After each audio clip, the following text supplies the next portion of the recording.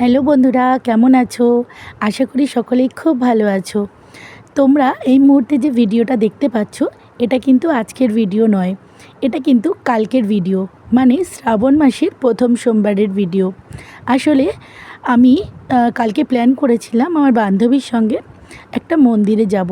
এখানে একটা বিখ্যাত মন্দির আছে, একটু দূরে, এখানে বলতে একদম ঘরের কাছে নয়। তো তার জন্য আমি সকালবেলা উঠে আমার মহারাজকে স্কুলে দিয়ে এসে তাড়াতাড়ি করে আমি আমার ঘরের বাবাকে পুজো দিয়ে নিচ্ছিলাম। যেহেতু ঘরে পুজো না দিয়ে বেরাতে নেই, তাই সকাল সকাল বাবাকে পুজো দিয়ে নিয়েছিলাম। আজকে আমি এই কারণে ভয়েসটা দিচ্ছি, কারণ আমার শরীরটা না কালকের থেকে প্রচণ্ড খারাপ ছিল। মানে কালকে আমার গলা থেকে সেভাবে আওয়াজই বেরাচ্ছিল না, এতটা ঠান্ডা লেগেছিল। তাই আজকে দিচ্ছি, তোমরা হয়তো একটু একটু বুঝতেও পারবে আমার গলার আওয়াজটার থেকে। যাই হোক, আমি তো আমার পুজোটা দিয়ে নিলাম। আমার পুজোটা প্রায় দেওয়া হয়েই এসেছে। এরপরে আমি একটু রেডি হয়ে নেব, রেডি হয়ে বেরাতে হবে, কারণ আমার জন্য আমার বান্ধবী নিচে ওয়েট করছিল। তো এই তো আমি নিয়ে নিয়েছি আমার ব্যাগে ফুল, একটা ঘটের মধ্যে একটু জল, গঙ্গা জল, দুধ, ঘি, মধু, কালো তিল, যাই হোক যা যা দিয়ে বাবাকে অভিষেক করতে হয় আর কি, সেটাই। তো এই যে আমি বেরিয়ে যাচ্ছি। অ্যাকচুয়ালি আমার এই মুহূর্তে ভয়েসটা যে দিচ্ছি, এটাতে আমার প্রচণ্ড কষ্ট হচ্ছিল। যাই হোক, ভিডিওটা বানানো ছিল, দিতে হবে, তাই আর কি দিচ্ছি। তো এই যে আমি নেমে যাচ্ছি সিঁড়ি দিয়ে। আর ভালো করে একটু দেখো বাইরের দিকটা, দেখতে পারবে আকাশটা কিন্তু একদম মেঘলা মেঘলা ছিল, মনে হচ্ছিল বৃষ্টি এই নামবে কি সেই নামবে। যাই হোক, যেহেতু আমরা বলেছিলাম যে মন্দিরে গিয়ে পুজো দেব, তার জন্যই বেরিয়ে পড়েছিলাম যে বৃষ্টি আসলে কোথাও না কোথাও দাঁড়িয়ে যাব।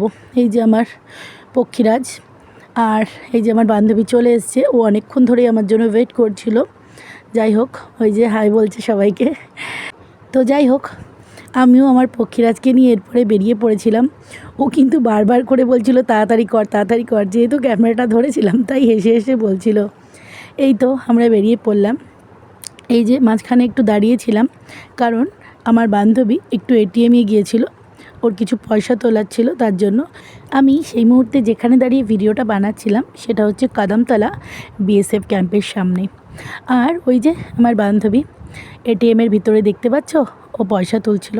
তো যাই হোক, রাস্তা দিয়ে যেতে যেতে এই যে একটা ভোলে বাবার মন্দির দেখতে পেয়েছিলাম, এখানেও কিন্তু দারুণ ভিড় হয়েছিল।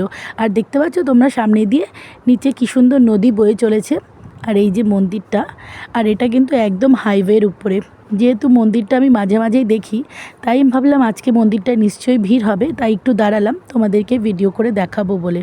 আর দেখো নিচ থেকে কী সুন্দর নদী বয়ে চলেছে, আর তার উপরে বসে আছে আমাদের মহাদেব। যাই হোক, চলো আমরা আবার বেরিয়ে পড়ি। আর এই যে জায়গাটা তোমরা দেখতে পাচ্ছ, কি দারুণ দেখো জায়গাটা, দুধারেই জানো তো সবুজ চা বাগান, আর মাঝখান থেকে গেছে হাইওয়ে।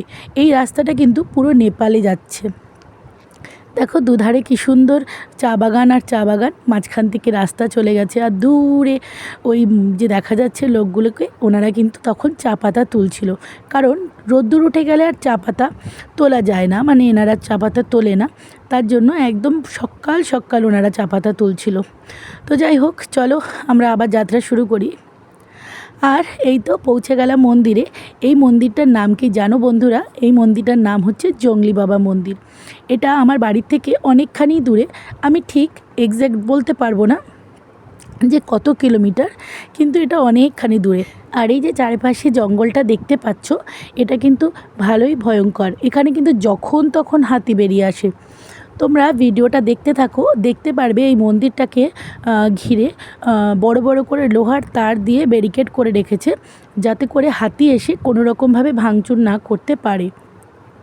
কারণ এখানে হাতি বা যেটাকে নেকড়ে বলে, ওটা সচরাচর বেরায়, হাতি তো খুবই বেরায়। যাই হোক, চলো আমরা মন্দিরটার ভিতরে ঢুকি। দেখেছো কি পরিমাণ ভিড়, আর কি পরিমাণ ভক্তদের সমাগম ঘটেছে এই মন্দিরে আজকে। যতই হোক শ্রাবণ মাস, তার উপরে প্রথম সোমবার, ভিড় তো হবেই। এই মন্দিরটা জানো তো বন্ধুরা, আগে এতটা সুন্দর ছিল না। আগে ওই পিছনে যে দেখতে পাচ্ছ হোয়াইট কালারের বিল্ডিংটা, ওটাই শুধুমাত্র ছিল।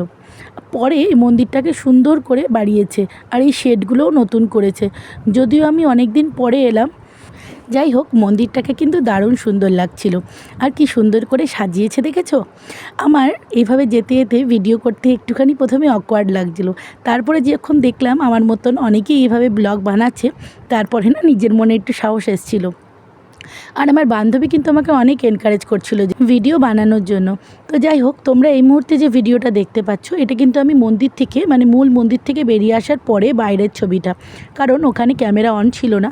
আর এত প্রচণ্ড ভিড় হয়েছিল, আমি হয়তো ক্যামেরাটা ধরতেও পারতাম না, কারণ মানুষজনের মধ্যে একটু পেশেন্স নেই যে ঠাকুরের কাছে এসে একটুখানি পেশেন্সলি দাঁড়িয়ে পুজো দেবে। এত মানে সবাই তাড়াতে ছিল প্রচণ্ডভাবে, আমারও পায়ে প্রচুর লেগেছে, আমার বান্ধবীরও লেগেছে। যাই হোক, তবুও আমরা যে সুন্দর মতন পুজো দিতে পেরেছি, এটার জন্যই আমি খুব খুশি। আর এই যে বাইরে বেরিয়ে চলে এসেছি, জানো তো এখানে কিন্তু খিচুড়ি প্রসাদও দেওয়া হচ্ছিল। তো আমরা একটু প্রসাদ নিয়ে চলে এসেছিলাম বাড়ি যাওয়ার জন্য। তো এই তো স্কুটির কাছে চলে এসেছিলাম। আর এই যে দেখো বন্ধুরা, দুদিকে গাছগুলো রাস্তার মাঝখানে যে রয়েছে, এমনভাবে রয়েছে ভালো করে না আকাশটাও দেখা যাচ্ছে না, গাছগুলো এইভাবে মানে আকাশটাকে ঢেকে রয়েছে দুদিক থেকে নিজেদের শাখা প্রশাখা মানে দিয়ে আর কি। তো যাই হোক, আমরা বেরিয়ে পড়েছিলাম। আর এই দেখো, এটা হচ্ছে কমলপুর স্টেট। এখানে ওই যে সকালবেলা তোমাদের দেখিয়েছিলাম, যারা চা বাগানে চা পাতা তুলছিল, তারা এই সময় এখানে এসে চা পাতাগুলো জমা দেয়। তারপরে তাদের ওই চা পাতার উপরে নির্ভর করে তাদের পারিশ্রমিকগুলো।